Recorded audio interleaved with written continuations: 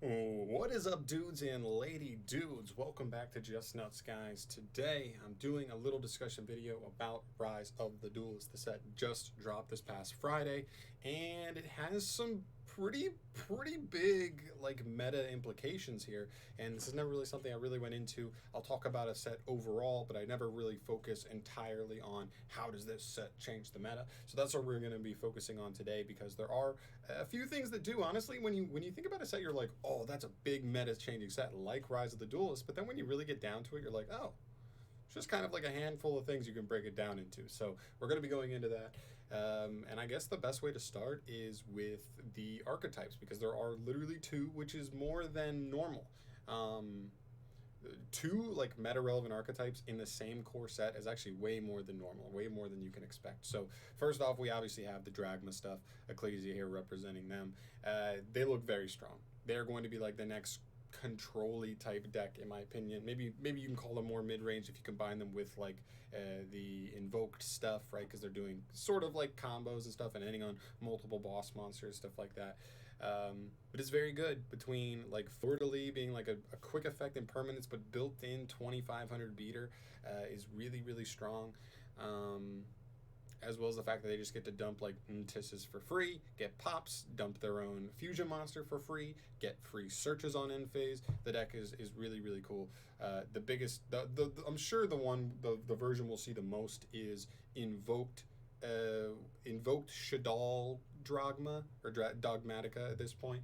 And that's fine. I actually like the version, but it is going to be meta, so and expensive. So that's not what we're talking about, but like, you know, the money side. But this deck is really going to be scary, and I think it will immediately jump into tier one. There's a lot of combo decks in tier one, but I think anybody who wants to play a tier one deck, a really high competitive deck, but doesn't want to play combo, this is going to be a lot of players like safety net as far as that goes. So really cool there. One other card I want to throw in here right next to Ecclesia is Shadal Rook. This is one specific card that's coming out in this set, and this card specifically allows for the Dogmatica invoked Shadal version to work, because this card is incredibly important, because all you do is you load your graveyard up with a couple Shadal monsters via a combo that the Dogmatica card, specifically the spell card, the search card, allows you to do. And you search this, you set this, and on your opponent's turn, you pretty much just drop a Winda on their field. So they have to deal with like at least they have to deal with like a Fleur-de-Lis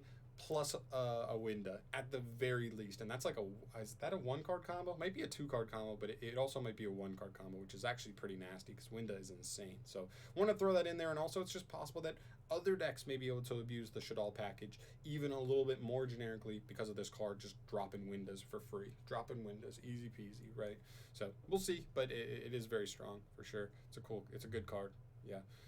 All right, and the other archetype I want to talk about is Infra Noble Knights. This deck is scary. This is another combo deck that is very scary for the sole fact that it doesn't set up crazy boards that are insane. It can set up pretty good boards, but it doesn't set up insane boards. The problem is it'll set up a really good board with like 3-4 negates after ripping 2 to 3 cards out of your hand. And you're just like, how am I even supposed to deal with this? And so that's like where this deck kind of shines. That's its bread and butter, is like ripping 2 to 3 cards out of the hand. I won't be surprised if at some point we see like a Smoke Grenade of the Thief get banned, just because it's not a hard once per turn. Now that we have cards that can generically abuse equip spells like the Infra Noble Knights, if Konami just says, let's just get this out of here, this is an unhealthy card to have. Hand looping cards is really not good, especially when you get to look at your opponent's hand and send the card. That's too much. But yeah, they're very scary. I'm not entirely sure how good they'll be out the gate. There's also potential with the ban list coming up that we see something like Link Cross get banned, and that severely hurt the deck in the OCG. So it would obviously hurt the deck in the TCG, because the deck's trying to go through Ice Sold and then through Needle Fiber. And then obviously from Needle Fiber, you go into Link Cross, right? So without Link Cross, it really hurts those combos, takes away potential for stuff like Boral Savage and Herald of the Arclight and other synchro plays as well. So just have to keep an eye on that, because some things with the deck can shift with that stuff, so just keep an eye on that. But the deck is still very scary and something you should be very aware of in the meta for sure. All right, next up, we have a couple. Well, this is like the one small card I wanted to note here, which is Koakai Miru Supplier. it's an interesting card. Pretty much what he says is he's a rock monster first and foremost, an earth rock, so great, Adamantipator. It's pretty much what I'm talking about here is my Adamantipator. He says if a face-up rock monster you control is sent to the graveyard by any means, it can be linked off, it could be, just has to be sent from field to grave, and this card can summon itself from the hand, which is very cool. And then his other effect says when he's special summoned, you can add from your deck to your hand any card that lists Iron Core of Koakai Miru in its text, which is pretty cool. So you can just search Guardian. The deck already plays Guardian. You like getting access to Guardian. There are multiple ways to get this guy out of your hand without even using your normal summon. So you could get him out, something like Unexpected Die for the stone statues. Link the stone statue off for a link spider, then special this guy from hand, search Guardian, normal Guardian.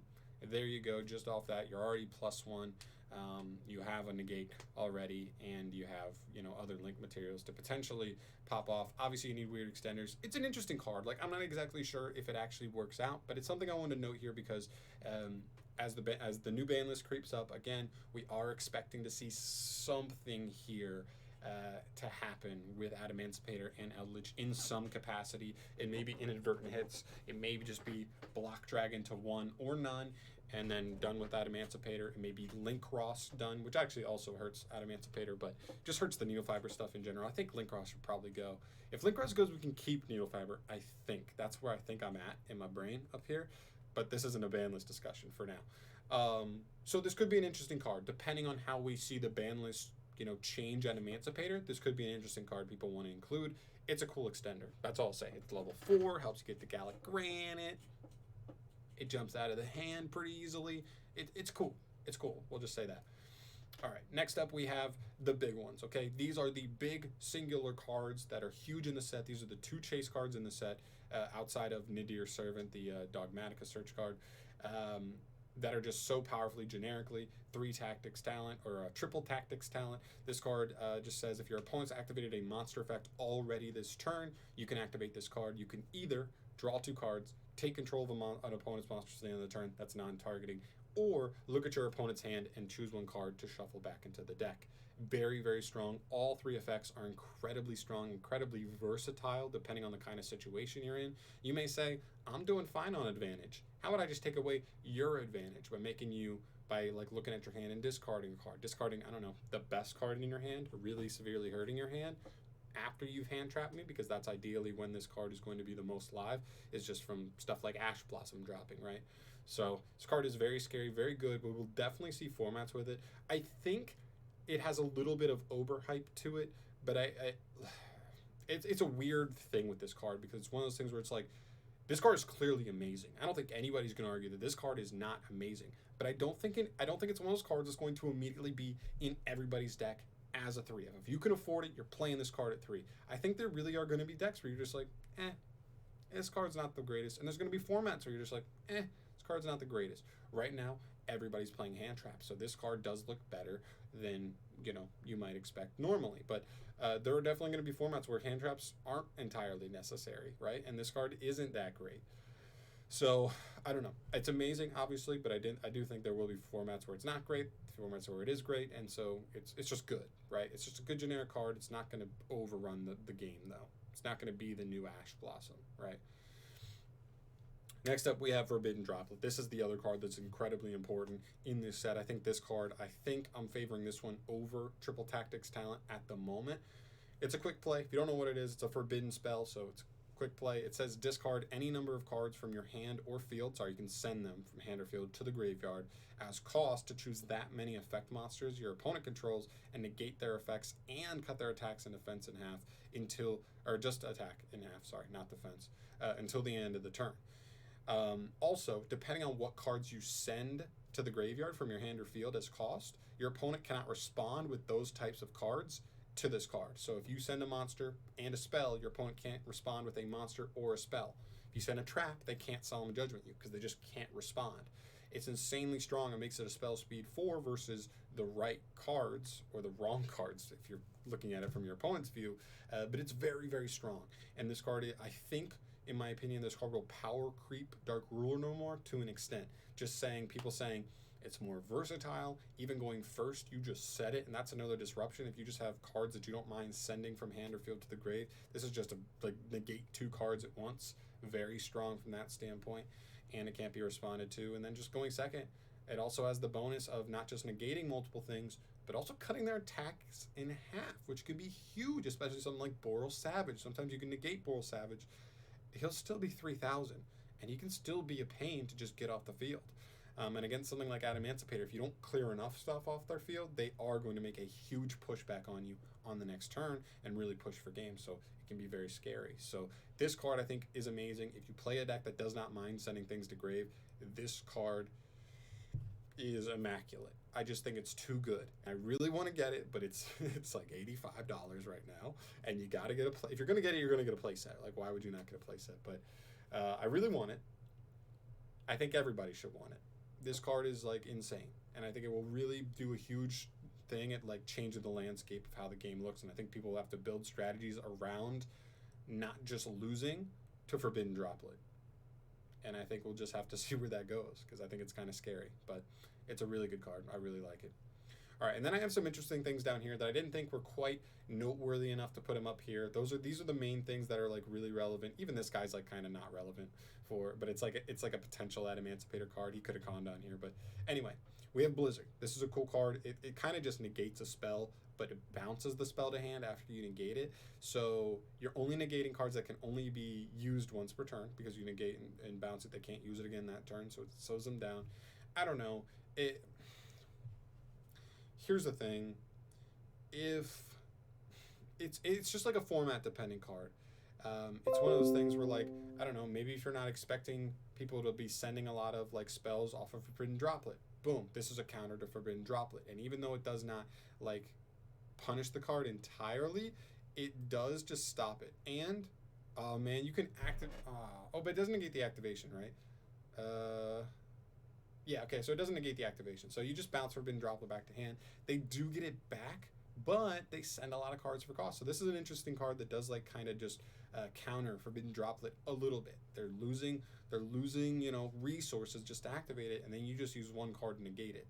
But they get it back to hand, but if they want to activate it again, they're going to have to send more resources, and that's how you have a chance to, you know, give them, you know, I don't know, combat a card like that. So that's pretty cool. Could come in and out of formats. Ice Dragon's Prison is another card. This is more of like a specific sided card for specific matchups. Like Salamangreat, it's insane in that matchup because you just like revive and banish a Sunlight Wolf in their grave, as well as a Sunlight Wolf on their field, and they only have one left for the entire rest of the duel, which really puts them in a tough spot as far as trying to like procure resources. So that can be really insane depending on the matchup and depending on what's good in the meta, but still a card to keep your eye on. Albus's Nullius Filius. This is another card that's interesting. As long as Dogmatica gets good and good and good, this card also has specific synergy with that, because your fusion monster that you can send can bring him out very easily, and he's kind of just like a super poly but built into a monster, so it can be negated, it can be responded to, but it does just let you fuse with your opponent's monsters as material. So it does allow you to like non-targeting, non-destruction, like rip monsters off your opponent's side of the field. He's dark, so if your opponent just has one dark, Stirring Venom, your opponent has two darks, Trifio Veritum, that's actually nasty. Just an interesting card to keep in mind. I don't think it's insane, but while it's cheap right now, it is a very cheap secret rare, so it's not a bad thing to go ahead and try and pick up now if you think it could come up, you know, later in the game. Then there's Emancipator Friends. This is more of just like a rocks like support card.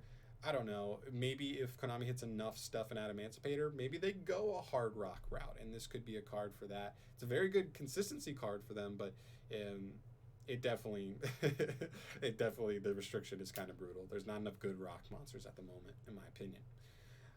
Chaos Ruler, the Chaotic Magic Dragon. This is another one that's pretty cool.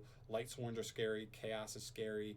Thunder Dragons are actually scary. They're all like pretty respectable rogue decks, and you know, this card could be a part of any of those strategies, really stepping to the next level, just being an insane power card for some of those strategies. So just something to keep your eye on. And the last one is Oddis Revolution Dragon. Pendulums are always lurking in tier 2. They're always insanely strong. You just don't see a ton of their players. So This card, I don't know, could bring up the popularity of Pendulums a little bit. This card is very, very strong, very, very scary in what it can do. It gives a lot of power to the deck for sure. A deck that already has a lot of power, so just another thing to keep your eye on. And that's it. Those are all the cards that I think you really want to keep an eye on as far as like how the meta changes going forward. These are the main ones. These ones have some tier 2 and like side deck / like tech potential for the meta moving forward. But Rise of the Duelist is a pretty good set as far as changing the meta goes. Sometimes we see these core sets and they don't really change a lot. This is one of the sets that definitely is like, yeah, stuff is going to be different after this set. So I can't wait to see how things shape up. Obviously, I'll try and we might make an updated video, and then a little bit maybe when ban list time, we'll see how the current format's looking and talk about it then. But until then, I will see you in the next video, guys. Thank you so much for watching. I love you.